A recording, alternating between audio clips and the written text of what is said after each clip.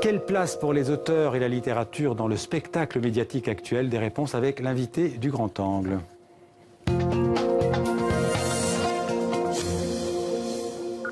Bonjour Vincent Kaufmann.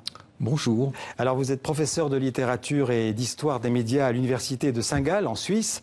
Merci d'être venu jusqu'à nous pour parler de ce livre donc, que vous publiez sur les rapports entre les écrivains et la scène médiatique. Comment les médias au sens large, la télévision, Internet et les réseaux sociaux impactent la littérature et les auteurs.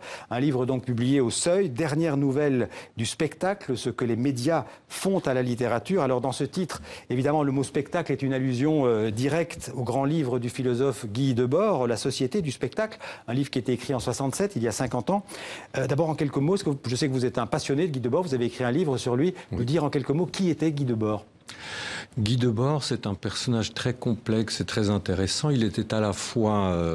il avait un pied dans l'avant-garde artistique, un pied dans la réflexion philosophique, théorique, politique révolutionnaire, et puis peu à peu, avec un certain désengagement militant, il est surtout devenu, je crois, un écrivain et un des écrivains les plus considérables de cette époque. Et ce livre, La Société du spectacle, reste toujours pertinent et valable aujourd'hui? On pourrait dire que le vôtre est en quelque sorte une sorte de prolongement de ce livre? Oui, un prolongement ou une tentative peut-être d'actualiser cette notion de société du spectacle. Chez Guy Debord, la société du spectacle ou le spectacle, c'est dans une perspective quand même assez marxiste, ce que la société marchande veut nous faire voir, veut nous faire croire et veut nous faire faire. Oui, c'est la société de consommation, exactement, la mondialisation qui commençait à l'époque où il a écrit son livre. Aujourd'hui, il faut peut-être prendre le spectacle un petit peu différemment. Ce qui s'est développé depuis l'époque où Debord a écrit ce livre, c'est ce qu'on appelle l'économie de l'attention, l'économie de la visibilité. De l'attention, L', attention. Exactement, oui. C'est-à-dire une économie dans laquelle la visibilité et l'attention sont précieuses en soi. Ouais. Et donc le spectacle n'est plus forcément ou plus simplement l'instrument du capitalisme, il roule en quelque sorte pour son propre compte, pour produire de la visibilité. On va revenir sur cette notion d'attention, mais je vous propose d'abord de retrouver un extrait sonore de Guy Debord dans l'adaptation de son livre La Société du spectacle. On écoute Guy Debord. Les vedettes existent pour figurer des types variés de styles de vie et de styles de compréhension de la société, libres de s'exercer globalement. Elles incarnent le résultat inaccessible du travail social, en mimant des sous-produits de ce travail qui sont magiquement transférés au-dessus de lui comme son but. Le pouvoir et les vacances, la décision et la consommation qui sont au commencement et à la fin d'un processus indiscuté. Là, c'est le pouvoir gouvernemental qui se personnalise en pseudo-vedette. Ici, c'est la vedette de la consommation qui se fait plébisciter en tant que pseudo-pouvoir sur le vécu. Mais, de même que ces activités de la vedette ne sont pas réellement globales, elles ne sont pas variées. Qu'est-ce que vous en pensez ? Je crois que ce que Debord dit du vedettariat dans ce film et dans son livre, c'est une des choses qui est restée sans doute les plus actuelles. Ouais. Hein. Le spectacle, la société spectaculaire, c'est une société qui ne cesse de produire des vedettes ou des pseudo-vedettes, ouais, c'est-à-dire d'attribuer en somme de la visibilité, ouais, de la faire circuler des uns aux autres.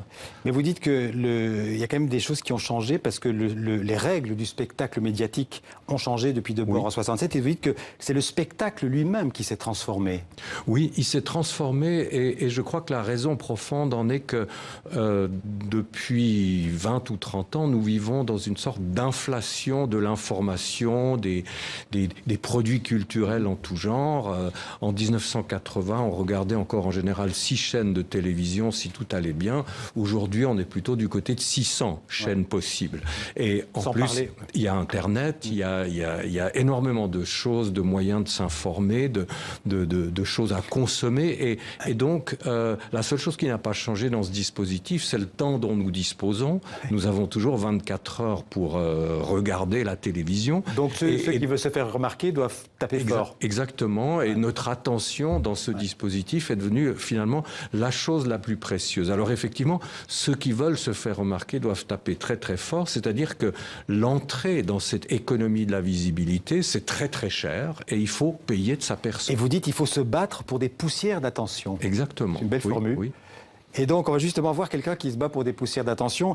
C'est dans ce système médiatique actuel, il y a eu ce clash un peu, enfin, qui a fait couler beaucoup d'encre en France. Je ne sais pas si ça a débordé les frontières de la France, mais en tout cas, l'écrivaine Christine Angot avait quitté le plateau. On va voir peut-être les images, les plateaux de Laurent Ruquier. Voilà, l'émission célèbre On n'est pas couché, donc en France, au moment où on parlait du harcèlement et du viol. Il faut savoir qu'elle-même a été victime d'inceste. Mais pour vous, le fait qu'elle claque la porte, qu'elle s'en aille comme ça d'une émission, c'est du théâtre. En fait, elle joue un rôle à ce moment-là.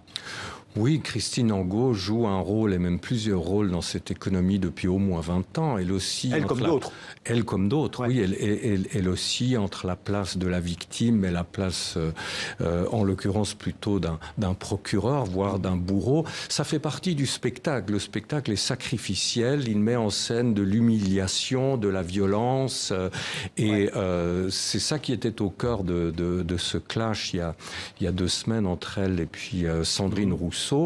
Moi, ce qui m'a fasciné aussi dans cet affrontement, c'est son argumentation. Elle voulait interdire en quelque sorte à Sandrine Rousseau de parler au nom des femmes. On va expliquer, oui, que Sandrine Rousseau, donc c'était une responsable du parti écolo, des Verts en France, et qu'elle avait été, enfin en tout cas, elle avait accusé un des responsables écologistes de l'avoir harcelée sexuellement. Elle expliquait en fait que dans son parti, on avait créé une sorte de petits groupes qui recevaient en fait les plaintes des autres femmes qui auraient été elles-mêmes soumises au harcèlement sexuel par d'autres hommes politiques. Et là, Christine Angot a répondu que c'était pas... Aidez-moi, que c'était absolument pas ça qu'il fallait faire, il fallait semble, que chaque puisque femme... en fait cet extrait a été coupé, mais ça a été reconstitué par ceux qui ont assisté à l'enregistrement. Il semble que Christine Angot reprochait surtout à Sandrine Rousseau de vouloir parler au nom des femmes plutôt qu'en son nom propre, comme elle l'a fait dans plusieurs romans à propos du viol et de l'inceste dont elle a été victime. Alors c'est un affrontement qui est très intéressant parce qu'il est central dans le spectacle, qui finalement n'aime pas du tout le parler au nom d'eux, il n'aime pas les discours. Il faut être là, se montrer soi-même, payer de sa personne et se montrer comme une victime ou éventuellement comme un bourreau. Oui, vous dites, les auteurs, bons ou mauvais d'ailleurs, doivent s'exposer, avouer qui ils sont, presque, vous le dites, s'offrir en sacrifice. Oui, exactement. Il y a quelque chose de sacrificiel dans l'économie du spectacle. On le voit aussi, par exemple, dans les émissions de télé-réalité, parce que le spectacle ne concerne manifestement pas que la littérature. Dans les émissions de télé-réalité, pratiquement dans tous les formats, vous avez rituellement, toutes les semaines, une espèce d'exécution symbolique, c'est-à-dire que quelqu'un ou plusieurs personnes doivent partir. Alors, on a parlé beaucoup de la télé, là maintenant il y a les réseaux sociaux aussi. Est-ce que ces réseaux sociaux ne permettent pas en fait d'échapper d'une certaine manière à la dictature de la télévision ?